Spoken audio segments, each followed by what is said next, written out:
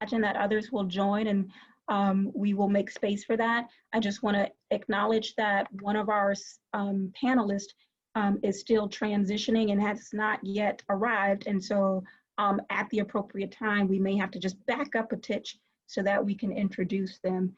His name is Terrein Gill, and he's a fellow with All Square, which is a business right off of, I think, Hiawatha in South Minneapolis. So our neighbors to the east in the Howe neighborhood.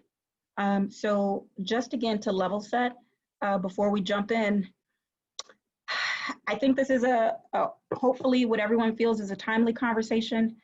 We certainly know that one of the reasons that we created this series is because of the conversations happening across our community around the ideas of either defunding the police, abolishing the police, and reforming the police on the heels of the murder of Mr. Floyd.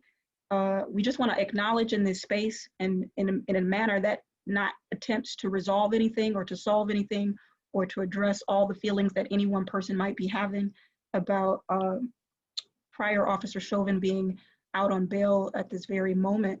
But we know it's not a small thing that decision, that his right may be very difficult for many people in our community to hold. This is not an attempt to manage or navigate your feelings or tell you how to feel. It's just an encouragement to share honestly and always be very thoughtful about what your comments might actually lead to as well. Community members like ourselves are always, I think, asked to hold a lot. And certainly we are wanting to do our best to hold the community together. With that in mind, we're going to be respectful with everybody in this space. We're going to try to get to as many people's questions who put them in the chat as possible for our panelists. And again, if we're not able to, we will always see if our panelists are willing to respond very briefly to some of the questions, if not all of the questions, after this meeting in writing. We are recording. We want people to be aware of that. So please be aware that if hopefully you're comfortable with your voices being brought into the space if you decide to do so. Without further ado, Terrein has joined us, so that's great. So welcome, Terrein. Grace, I'm going to kick it over to her so she can introduce our panelists for tonight, who I think is going to add a great deal of texture and thoughtfulness to this conversation. Again, if you're joining us tonight, this is our second in a series of Future of Safety. Tonight is really focused on what does reforming police look like in our community. And with Grace, I'm going to turn it over to you. Thanks, everyone. Like Tabitha said, I'm just going to really briefly introduce our panelists, and then I'll let them introduce themselves and their work for a few minutes. So we have three wonderful panelists with us tonight. Their names are Michelle Gross, who is the president at the Communities United Against Police Brutality, Malaika Hankins, who is the restorative facilitator and community strategy lead at the Legal Rights Center, and Terrein Gill, who is currently a fellow at All Square Minneapolis. So I'll pass it over to Michelle, let her introduce herself for a little bit. I think she might even have some slides to show you, and then we'll go on down the line. Thanks, everyone. And you're on mute, Michelle. Okay, sorry about that. This technology always offers a few interesting things. My name is Michelle Gross, and thank you so much for having me tonight. I'm excited to be here and to talk with you folks about some of the work that we do. And you're right, I do have a couple of slides I'd like to see about bringing up real quick if I can. Let me put this up. And let's see if share screen is going to let me do this. Okay. Okay, I think that's going to get me where I want to be. Okay, so one of the things that we talk about a little bit is, and I think we talked a little bit before this meeting started, is that people are very confused about this language of abolish, dismantle, defund, you know, all of these kinds of terms that you get here, you know, here tossed around. And so I thought it'd be helpful if we all started with some common language. And so when we talk about abolish, what that really means for people is it would be a law enforcement free society.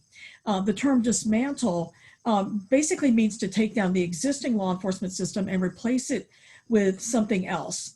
For example, people often cite this example of Camden, New Jersey, and they talk about that they abolished their police. Well, they didn't actually abolish them. They actually dismantled their police force, flipped all of the functions of policing to the county sheriff's office.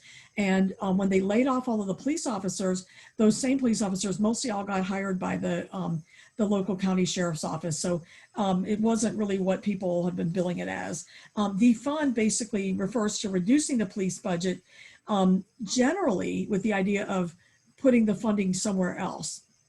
And it's kind of the first step toward abolition because it allows, the shifting of funds to alternative responders rather. And finally, reform or change really refers to making alterations in the existing structure. And some of these kinds of changes are very sweeping and some of them are pretty minor. The way we see reform is a form of harm reduction until we get to a point where there are alternative public safety structures, in place. And so basically that kind of sets the framework so people can understand we all use, use the same language. And one of the things that I want to point out is, and you got to be clear on this now, I'm sure you've seen it, is that the movement, while we, all talk together and we all have similar goals and things like that, we're not monolithic. So different parts of the movement are take these issues up in different ways. But the bottom line is we all still want, in the end, to end police abuse of authority and brutality and violence. And we just have different kind of ideas about how to get there. And that's okay because it makes a more, rich discussion about which ways to go. Just a little bit about us. Communities United Against Police Brutality was formed in 2000. So we're in our 20th year now, coming up on our 20th anniversary in December. We work on police brutality and police violence issues in a few different ways. One is that we provide advocacy for people dealing with the effects of police brutality. So we have a 24-hour hotline. We work with a lot of families of people who have been killed by police, provide them a lot of assistance, provide assistance to victims of police brutality themselves, and get them involved in basically investigating their own cases, gathering their information, go to court with people. We set people up with lawyers because we're not lawyers ourselves. All kinds of things that are just essentially advocacy. We also engage in a lot of political activities to try to change the underlying causes of police violence, including everything from protests to proposing legislation and just kind of all that along the way. And we do a lot of education. Prior to COVID, I used to do, I would say probably, 8 or 9 Know Your Rights trainings around the Twin Cities, every month. We just were constantly on the move, going to alternative schools and food shelves and any place, churches, any place that would have us. And we would do Know Your Rights training, teaching people how to interact safely with the police and, how to uphold their own rights in those situations. And so we do a lot of that kind of education. And our position on these questions of, abolish, defund, reform, all that stuff, is that we think that what can happen right now is that we can significantly downsize the Minneapolis Police Department. The reason we say it is this. There was an efficiency study that was performed on the Minneapolis Police as part of kind of a look at their operations, and this was about 2 years ago. And in that study, it was found that police patrol officers basically spend about 60% of their time in what's called self-directed activities. That meant that they were driving around looking for things to do and, stopping people on the street and things like that. And some of that's appropriate and some that does need to exist. But most of policing is actually reactive, not proactive, kind of by definition. And so they were spending an awful lot of time driving around, and in some cases that turned into harassing people and things like that. We think that that means that there could be a significant downsizing of police, Minneapolis police officers. Moreover, they are responding to a lot of things that police officers shouldn't respond to. Things like mental health crisis calls, drug overdoses, homelessness, and other things that don't really need to be responded to through a law enforcement lens. We don't believe now at this point that society is ready for us to abolish the police completely, partially because some folks need the police in order to be able to access the court system. So for example, a victim of domestic abuse, somebody who's been financially exploited, something like that, those folks can only access the court system by way of a police investigation. So if we were going to abolish the police, you couldn't just say, okay, let's shut off the lights at the Minneapolis Police Department. You have to have other agencies or some kind of other way to address things like domestic abuse, rape, child abuse, you know, again, financial exploitation, all of those kinds of things, because the court system depends on an investigation by police for those kinds of incidents to get into the system. And so we've got to figure some of that out. But in the meantime, we think we could significantly downsize the police, redirect those funds to more appropriate responders. Like we are working very hard right now on a proposal to have all mental health crisis calls, as much as humanly possible, go to mobile mental health crisis teams. In multiple conversations actually with our police chief, he has told me that they respond to about 15,000 mental health crisis calls a year, and about 1% of them involve a weapon or some other dangerousness that would require a police response. So think about what it would be to take 99% of those out of the hands of the police, give them to the most appropriate responders, and then that would allow the police officers to direct their time and energies toward things that actually require law enforcement. And then the third area is to rein in the cops we have, because while we still need to have cops, we believe for the time being, they are deeply, they're not being held accountable. We don't have good policies. We don't have good mechanisms for actually requiring the police to abide by those policies. We have big problems with accountability in the Minneapolis police. And so our goal is the third piece of this would be to significantly rein in the cops we have left. And so that's kind of been the position that we take. Anyway, that's from another PowerPoint presentation, so I'll leave that one alone. But anyway, that's been our position this whole time. And, we have heard an awful lot about your, we've tried everything and this and that. The reality is that the city council, if you're listening to them say that, they have blocked almost every single legitimate effort at reform. I'm telling you this now as we're the organization that put together the proposal to require police officers to carry their own professional liability insurance. They blocked that from the ballot through some that I believe very specious means. I literally want to do a data request, and actually have done a data request, asking for any kind of memos or anything about any reforms that they've ever discussed or implemented.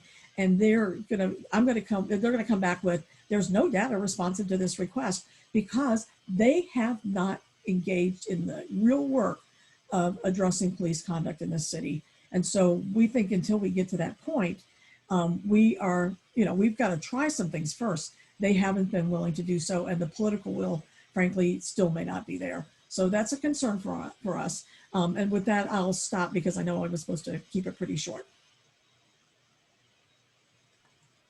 Thanks, Michelle. That was great. Malaika, your turn. Thanks so much, Grace. And thanks, Michelle, for that really great frame setting. I think that it's really helpful for our conversation. My name is Malaika Hankins. I use she, her pronouns, and I am a social worker at the Legal Rights Center.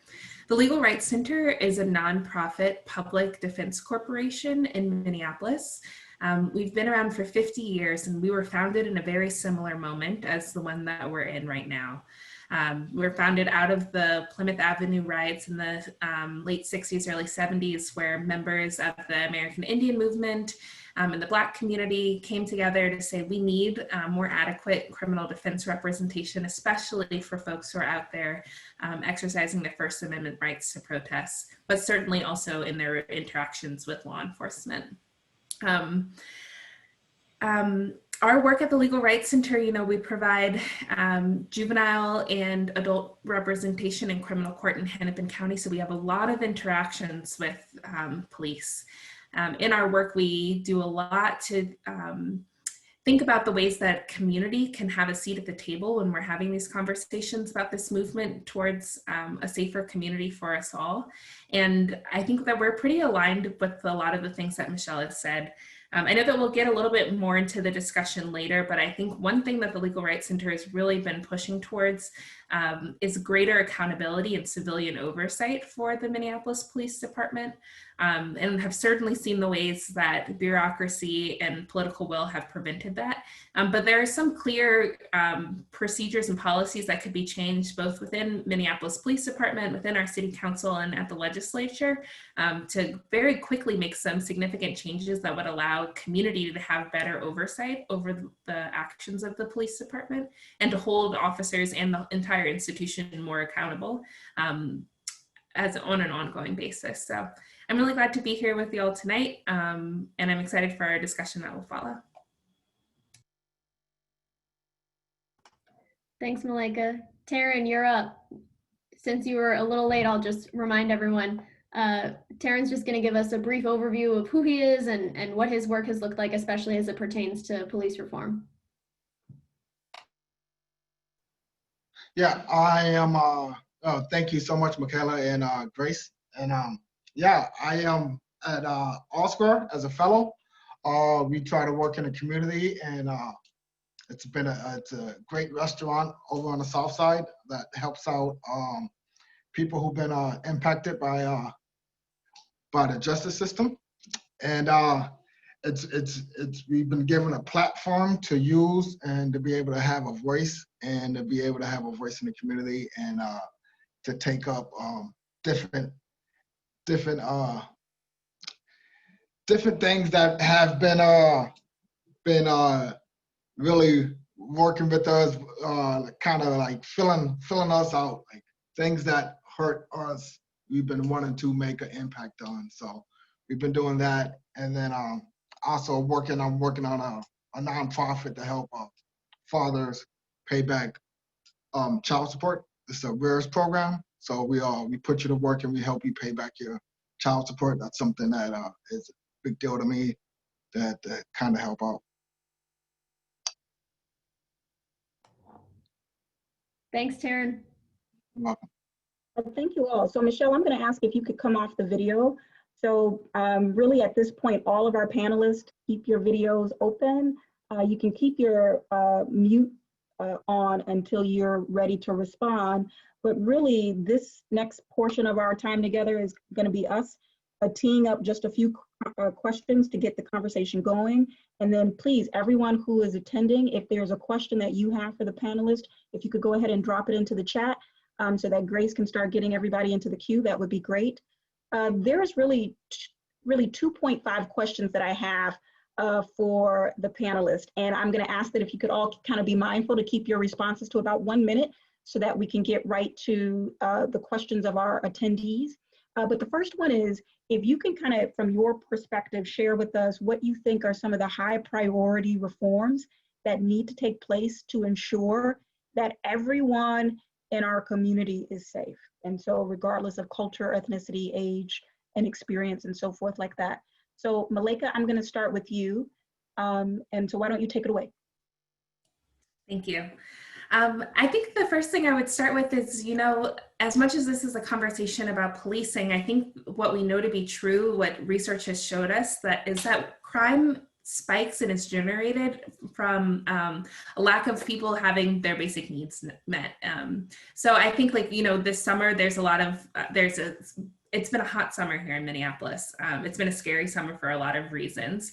And there's been a lot of speculation about whether that's a result of, George Floyd's murder and all of this new attention on the police. But I also think we just can't lose sight of the fact that we're in a pandemic and there are a lot of young people who are out of work and without connections to community. So if I'm going to answer the question, I really want to start there. But in terms of specific and concrete reforms that could help make the police department interact with communities in a much safer way, I think, as I mentioned earlier, we really have to be able to put civilian control over the police department. And so a few things that could happen here.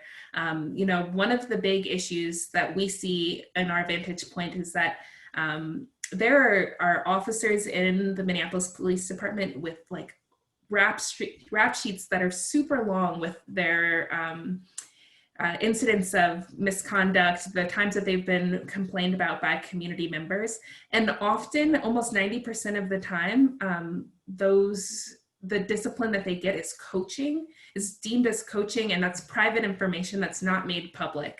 I think that if we had a lot more community accountability, if also our Office of Civil Rights was separated from the way that the current structure is with the Minneapolis Police Department, it would allow for a community to have more power. And I think that that reform could happen pretty quickly, to Michelle's point, with the right political will. So there's certainly some statutory change that needs to happen at the legislature, and depending on how this election goes, maybe there's more things that move through the different criminal justice committees up there. But I don't think that those are shifts that would take a significant amount of time. Great, thank you, Malaika. Terrein, what about you? Can you jump in and share with what you think might be a key reform? And I loved where you started, Malaika, because it really wasn't necessarily about just the reforms in the police department. So we're not trying to limit it to that ideology. So Terrein, what do you think would be a key reform that needs to take place in community for everybody to be safe? Yeah, the key reforms, just 1 second to piggyback off Malaika, is I talked with a couple of people that they think it's important to have transparency from your arresting officer. That we should be able to have, like you guys said, a database that says this officer arrested 10 people between 38th and 28th and Cedar, and this is how the outcomes looks. This is what happened in each of those cases. So to have some type of database for the people who are out here getting arrested is very important. Also, I think one of the first reforms that really should be looked at is just having trained social workers in a ride along with the cops. I think that if we had more social workers responding to the issues of what's going on, especially mentally ill and people with mental illness, I think that would take a lot of pressure off of the police, and it will make them do a better job. It will help them streamline what they need to do as far as doing a better job, period. So I think, and I also think it needs to start, it starts in schools too. The more you hammer down on a person in a school, and a kid or a youth, the more that gets programmed into their mind. They start to think that is okay, that unjust or implicit bias is okay. So we need to have that. We need to have those safety valves set up in school. So when you come out of school, you know that it's not okay. This is how it happened in school, like they do with recycling. They teach you how to recycle in grade school, and then when you become an adult, you know how to recycle. So we can do the same thing with just being just kind and courteous to people in school that they're not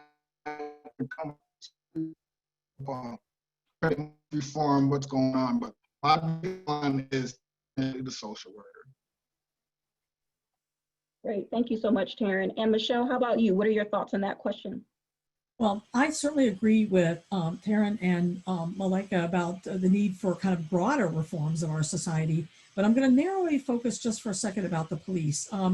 What I really think is super important is that question of accountability. Right now, we have the Office of Police Conduct Review, which is the agency where people go to file complaints, and where I frankly say the complaints go to die. They really are not addressed appropriately.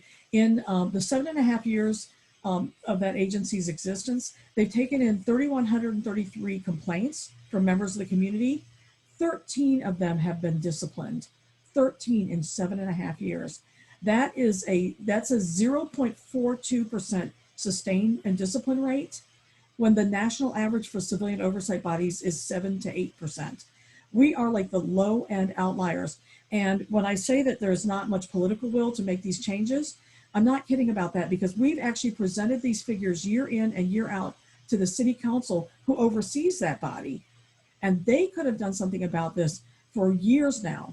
Long before Mr. Floyd was killed, they could have addressed this problem. Derek Chauvin is a classic example. He's had 18 complaints. He's had 3 lawsuits against him. Now to be more, obviously. You know, they could have stopped his conduct long ago had they addressed these issues. We've got police officers on the force now who have 50 or more complaints.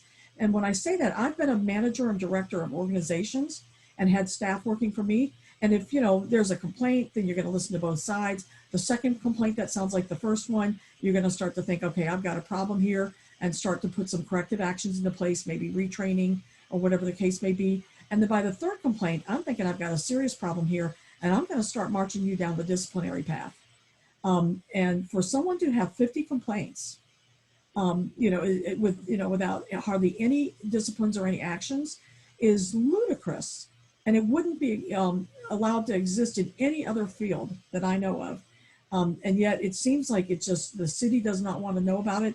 They'd rather pay the lawsuits than hold these officers accountable. And I, as a taxpayer, and you folks as well, who all live in Minneapolis, have got to get pretty tired of paying out money for lawsuits. We budget in the city $21 million a year for lawsuits, and we spend it, frankly. It's insane to have to be paying out this kind of money because we don't have the political will to hold police in check. We've got to build better accountability systems, and we have to put them in place and use them.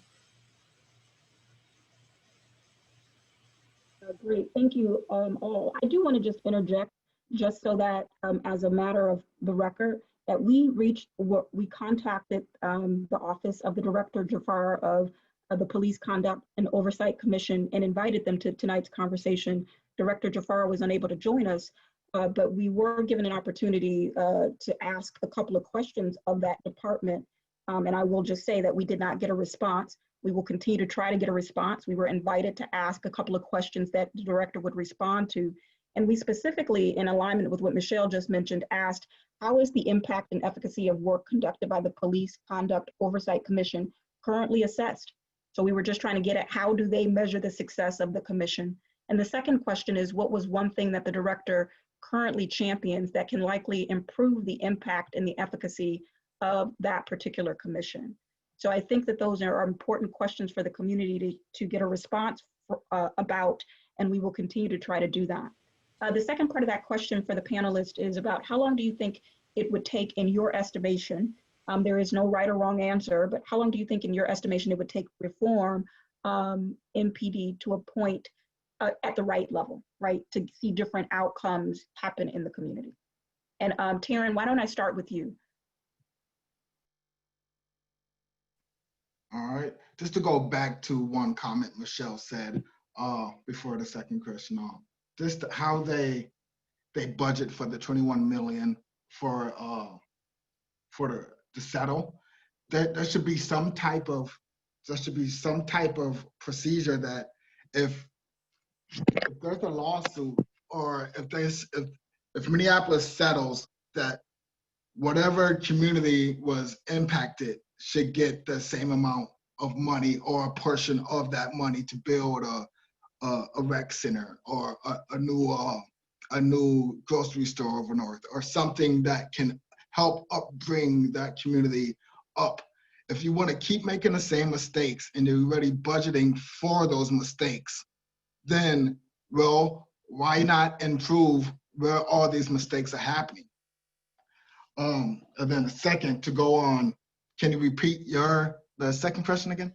Absolutely, Terrein. So the question was really, how long, in your opinion, do you think it would take for MPD to be reformed, and reformed to a point where we see the type of improvements in the community that you just described in some instances? So how long do you think it would take to reform MPD? Right now, it's a guessing game. Like right now, they're putting up this act that oh, you want to defund us, you want to strip us down of our powers, where this is what Minneapolis is going to look like when we're not on the streets. And then now you're seeing the crime uptick a little bit, but they're trying to prove a point, but really all they're doing is they're proving our point even more, that it needs to be defunded. Like the change needs to happen immediately, and it needs to happen right now. And for them to say, okay, well, you want to defund us, you don't want us on the streets, well, this is what it looks like. How is that helping anybody? How are you showing your heart and your compassion to the city that is begging for it to be restored? How are you redeeming yourself with the badge in the face of people who are watching your every single move? And right now, it's as if they have no worries or no care, like they can care less of what's going on. So it needs to happen immediately.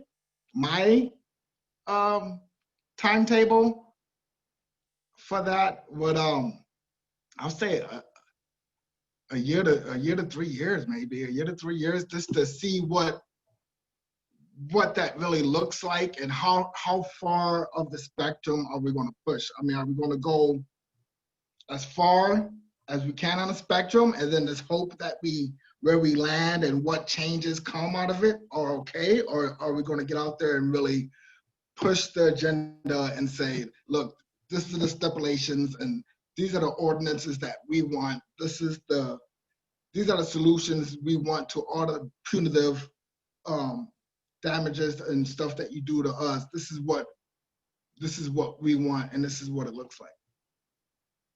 Thank you, Terrein. Michelle, what about you? How long do you think reform could take, given some of your experiences already? Sure. Well, one of the things we know if you study sort of management type stuff is that, first of all, I believe that culture change is job one of any leader. So that is the number one job that a leader has, is to manage and control their culture of their organization and to oversee that culture. And so that's the job of the police chief. And what we know is that you can make some changes that can affect things pretty quickly, actually.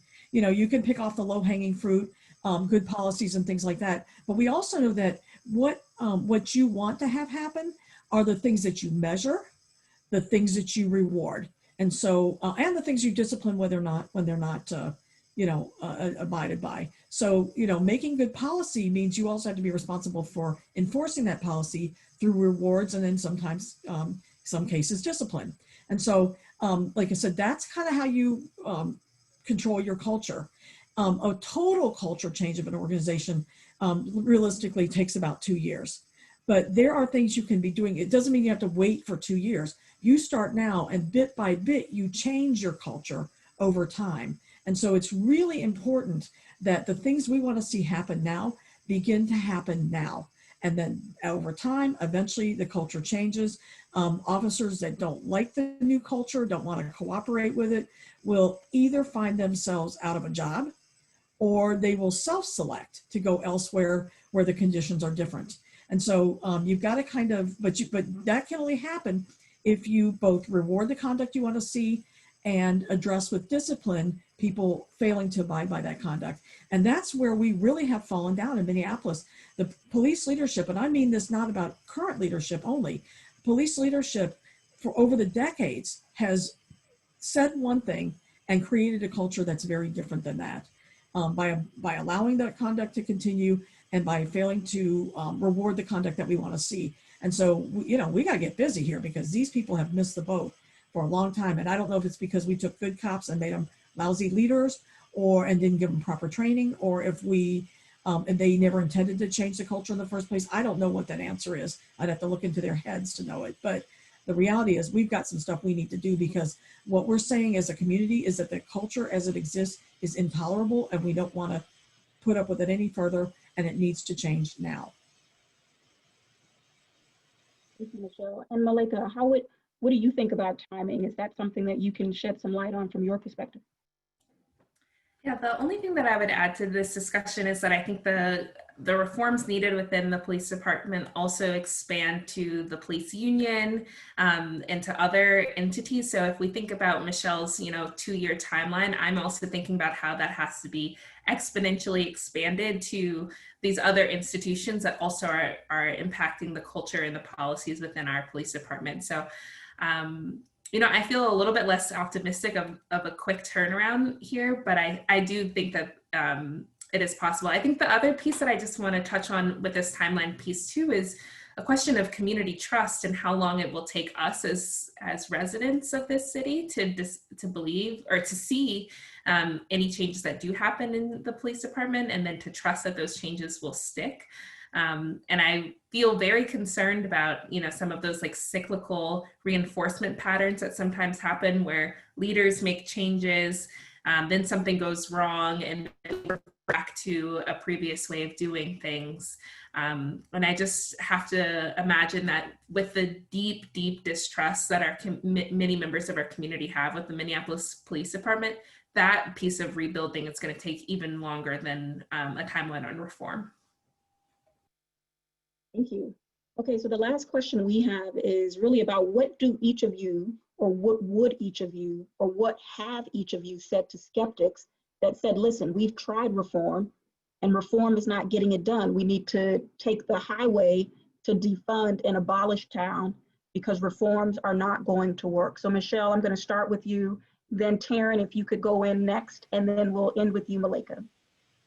Well, first of all, you know, I think that defunding and that kind of stuff is actually part of the reform. I don't have them in separate buckets like that.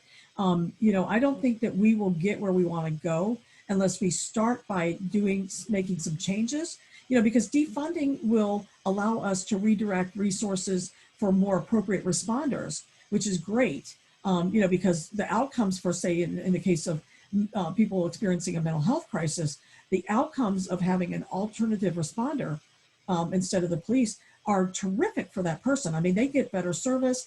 They actually have their needs addressed. You know, these are different things than the question about police, right?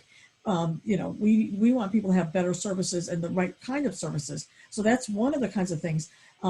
So that's I don't know if you want to call that a reform or what that is, but the bottom line is that it both reforms and changes the conditions, but it also begins to, like I said, work toward a model of public safety that isn't so police dependent and that doesn't look at everything through a law enforcement lens. Beyond that, you know, so that's like I said, the kind of downsizing, defunding model that we look at and that we pay attention to. You know, what would have to happen for us to get to the point of abolition?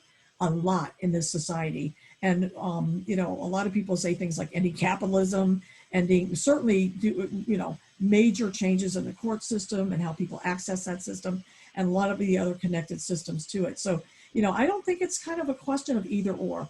I think it's a question of harm reduction and addressing people's needs in a very legitimate way, in a way that's more helpful as we work our way toward what we ultimately have as a goal. So, you know, it's just, it's a part of a continuum rather than a kind of an either or situation. Thank you. For sure. And just to piggyback off that, like we don't know what the current changes that have been made to probation and the bails and everything like that, the positive that's going to come out of that. We got to still keep making those smaller moves, and in order to really get rid of all the firewall and the safety valves that the police and the police union have and everything like that. So anybody has skepticism towards getting rid of the police, I tell them, hey, you know, I think people are getting more aware of their rights, and they're more aware of how they want to be treated. It makes a difference. You know, we're starting to stand up to being treated unfairly, and we have rights, and there needs to be more on that plate than this what it is of the police. The reforming needs to be bigger and broader. It can't just be cookie cut for whatever the police officer believes is in store for that person at that moment. It needs to be individualized. It needs to be personalized. They need to, I think, you know, it just needs to be done. I mean, there's going to be people who disagree, and there's going to be people who agree. But it's going to take more conversations like this. It's going to take having more conversations with people at the table, bringing people to the table to streamline this process correctly. And it takes with the vacuum that this creates, because it creates a vacuum. We need to be in our inner city with our barbers and our teachers and our coaches in the inner city and saying, hey, we need to come together to have this committee, you know, organized and ready to go to fill this vacuum of this void that is currently happening to stop all the naysayers, I guess, in their place.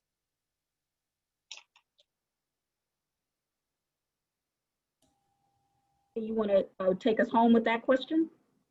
Yes. I've been staring at this question, I think, for months, and I still don't think I have a great answer for it. But where my heart is at today is that, you know, either reform or abolition, if we take a few years or go straight into it, I think that there's always the opportunity for evil to fill that void, like Terrein was saying. And there's also always the possibility of us outpacing our own expectations. And so I think when we turn this into like an either or approach, it limits our ability to both have the stamina to withstand the harm that can come if we're not on our toes, and our ability to think more creatively. So I'm not sure. I don't think that that's a great answer, but I think it's going to take a lot of energy. There's going to be a lot of pain, I think, in whatever transition that we make. And if we're too siloed in trying to uphold one strategy towards getting to a common end goal versus another, I think we're going to harm ourselves too much in the process. That's great. And let me just say, I appreciate you and Michelle challenging the premise of the question. We don't care if the question is wrong. I mean, that's the beauty of, I think, trying to have these conversations. It's not about the question being right and your response needing to fit the question. I think the nuance and the way that you're both and Terrein are talking about this is extremely helpful, certainly for me. The first question from the community, it's a little bit long, so give me an opportunity to reread it, okay? And there's a two-parter. So the first part is, would panelists support and or participate in a citizen review authority made up of appointees from all neighborhoods with the authority to hire and fire, participate in police union contract negotiations, and have signature power on the police contract? So I'm going to reread that. So would the panelists support and or participate in a citizen review authority made up of appointees from all neighborhoods with the authority to hire and fire, participate in police union contract negotiations, and have the signature power on police contracts? So Malaika, I'm going to kick it back over to you. I know that was a lot, but you went last time, so you're up. Thank you. I think that this is a really great question. And I think in general, I'm really supportive of, and the Legal Rights Center too in our work is really supportive of community having power over the accountability of the police department. You know, I have some questions about how something like this would be structured, especially around appointees. I think as we've seen this summer in city charter conversations, there's a lot of distrust around, you know, an appointed board. And so I'd be really curious about a structure in which the power of that board is not siloed too much. But in general, for a community to have the power to negotiate with the union to fire and hire, I think that that is a really beautiful and expansive thought. So what are your thoughts on that question? I'm sorry, I couldn't tell if you were addressing me. Yes. No, okay, I have a little trouble hearing you. I actually love the idea. We've been pushing for community control of the police for a very long time, since our onset, actually 20 years ago. And, you know, supported the continuation of the Civilian Review Authority, even though it didn't have as much power as it needed. We wanted to see that to have more power. And I love the idea of extending that into actually having some negotiation power with the union, you know, with the police federation. You know, the community, I was part of a grouping of people that worked on 14 recommendations for inclusion in the police union contract. The city has done everything they can to keep the community out of the contract negotiations, even though we are legally permitted to sit in and observe those negotiations. The city would not tell us when or where they were. So, you know, clearly the city themselves is not that keen about having community member involvement, but I personally love the idea.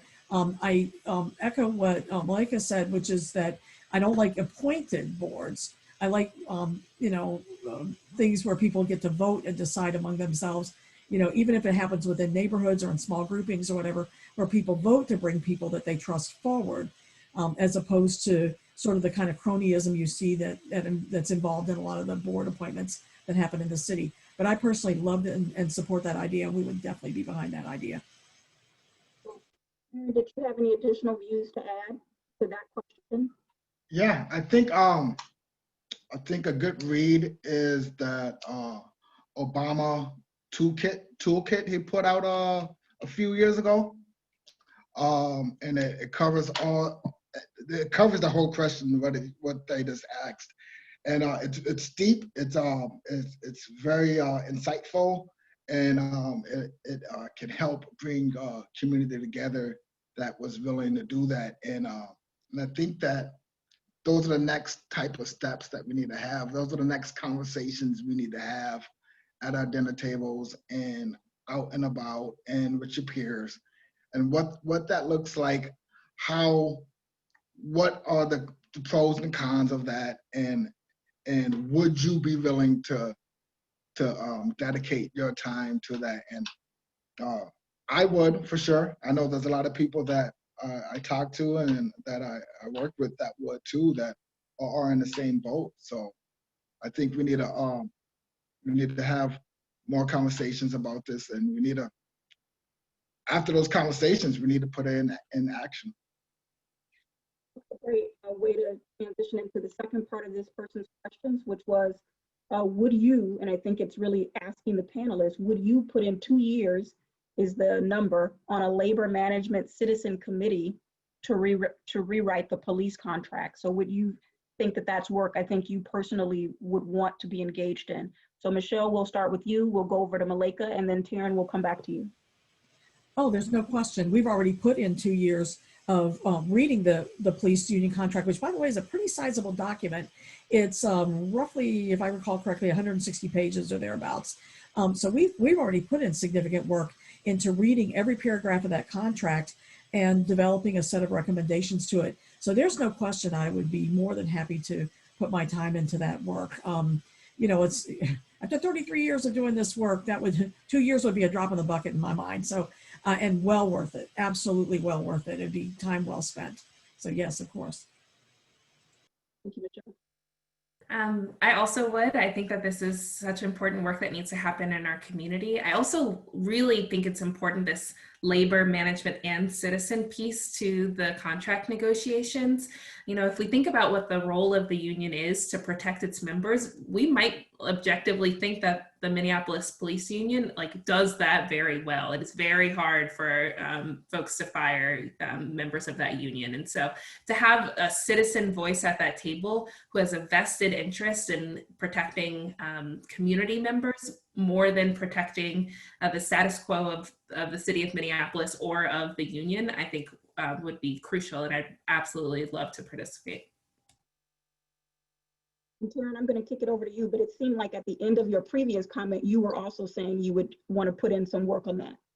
Yeah, for sure. I mean, it's the next step, and I think, you know, I have a lot of conversations about what comes next. You know, there's a guy I worked with said, you know, I pay taxes, I got my check stub in my pocket, I got my receipt, but I'm still always being harassed by these police, and I got the receipt of paying the taxes. Like, I'm paying him to harass me over and over and over again. So to have those type of views, to be able to sit on the board and to be able to, those real life cut things, no, this is what I'm going through, this is what happened, this is what it looks like on a board like that, I think would definitely help. And then for the union, I mean, my feelings about that is different. I don't think anybody who shoots anybody on a job should not be entitled to pension or anything like that. Those type of lottery gimmicks, schemes need to be removed and stripped and abolished out of the contract. Like, there's no place for those at all. There's no place for that in the contract, and a lot of people on the streets don't see a need for that. This is another question, everyone, from the community. So it says, in many professions, malpractice insurance is paid by individuals, such as in the medical and educational field, rather than use of tax dollars. How is this done within the police force? And should this be a step to change the police accountability? There's a side comment that I want to read to be fair. It says $51 million from citizens' taxes or budgeting should discuss every citizen in Minneapolis. So this is a question about should police officers carry personal malpractice insurance? Malaika, I'll start with you. Terrein will come over to you next, and then Michelle will ask you to wrap it up. Sure. I am a social worker. I'm a licensed worker, and so I have to go through a significant amount of work to keep up my own license and to have my own malpractice insurance. And I certainly think that should be true, especially for folks who have a bunch of other civil protections and use or ability to use force against other folks. So I'll keep it brief because I also know that this is work that Michelle's done a ton, and I'm really curious to hear Terrein's thoughts on it as well. I mean, yes and no. I mean,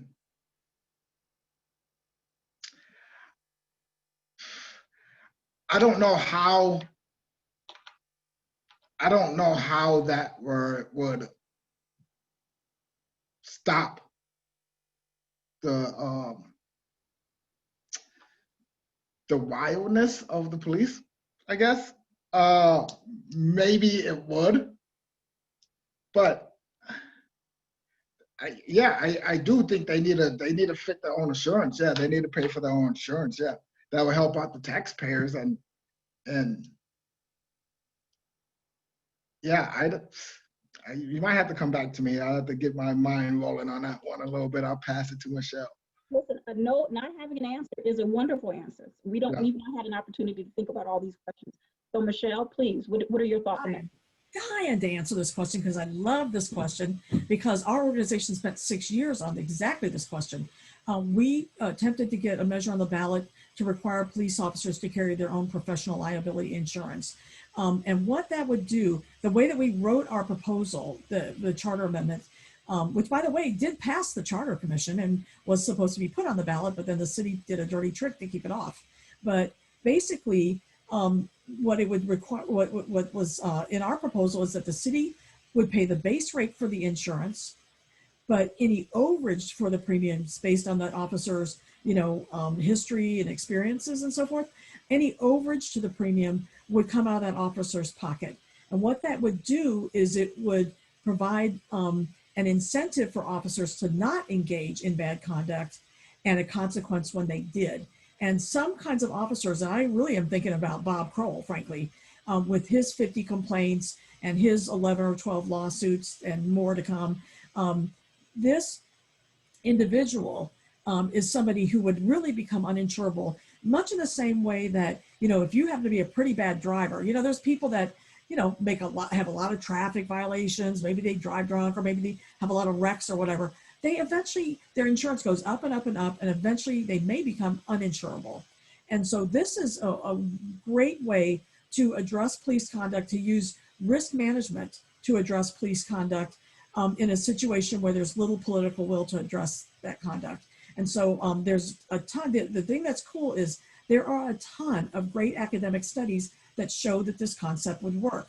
We couldn't pull it off in Minneapolis, but they're about to adopt it for New York State, and the state of Ohio is about to adopt it. So really excited to see how that comes out. We know from the extensive amount, we researched this concept for nearly 3 years, and we spent over a year writing the language of it, meeting with multiple professionals. You know, we didn't just slapdash this thing together. This was a long effort.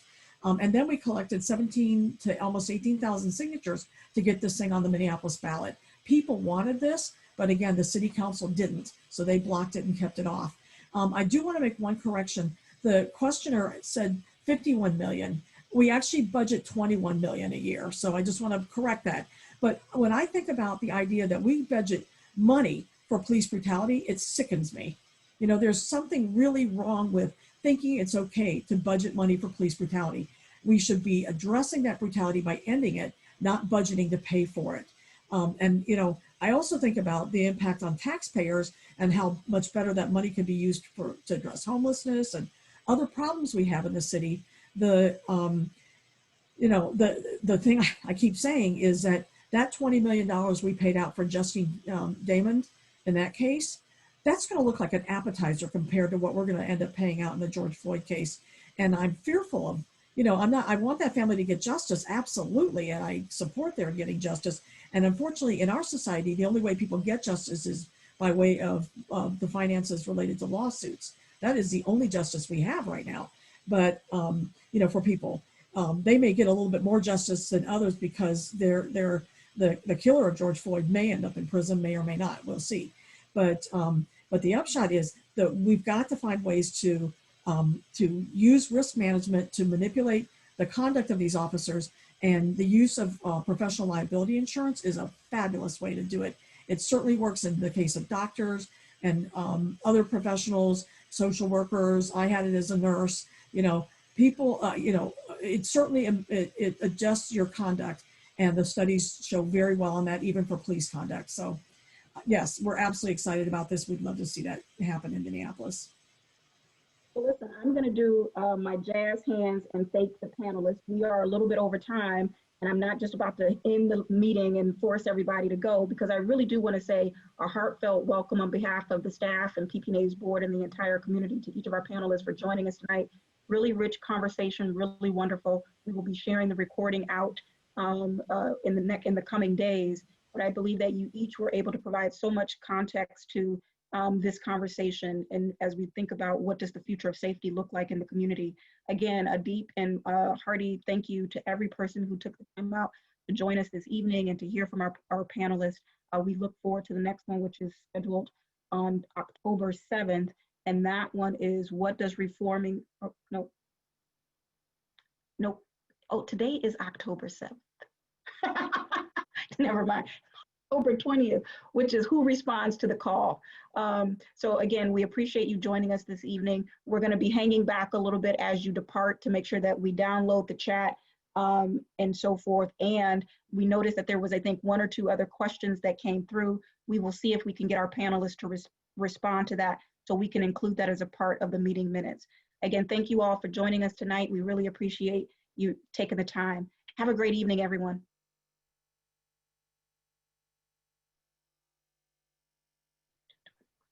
Yeah, thank you very much. Have a great night.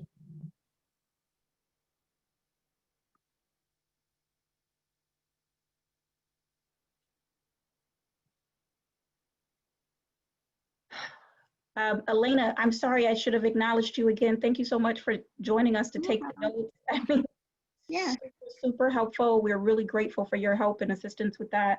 Deeply appreciative of your time. I mean, Michelle and Terrein, and Malaika, you guys just did an amazing job. Thank you so much for being with us tonight. We certainly will make sure that you get a copy of the minutes from this meeting as well, and let you have make you aware of when the recording is available to the public, just in case you want to share it within your circles. But I think it was a really rich conversation. I can see where we will definitely be wanting to see if we can engage you again at some other point for maybe the same exact conversation, as some people clearly, as the weather got really beautiful tonight, wasn't able to join us. But we really, really appreciate you sharing all of your wisdom, all of your experience with us. It's hard to sometimes get yeses these days, as everybody's time is precious, but we truly appreciate you saying yes to this. We know it was one more thing to do, and it's 7 o'clock, and I'm taking a little bit more of your time just to thank you, because I want you to know how much it means to us as an organization as we try our best to try to help the community feel more informed about what this is really about. I just want to say thank you for having me, and I will be delighted to do anything that you would like me to do. So thank you so much. This was Well, great. we love blank checks, Michelle. We love. Hey, I'm like the evangelist for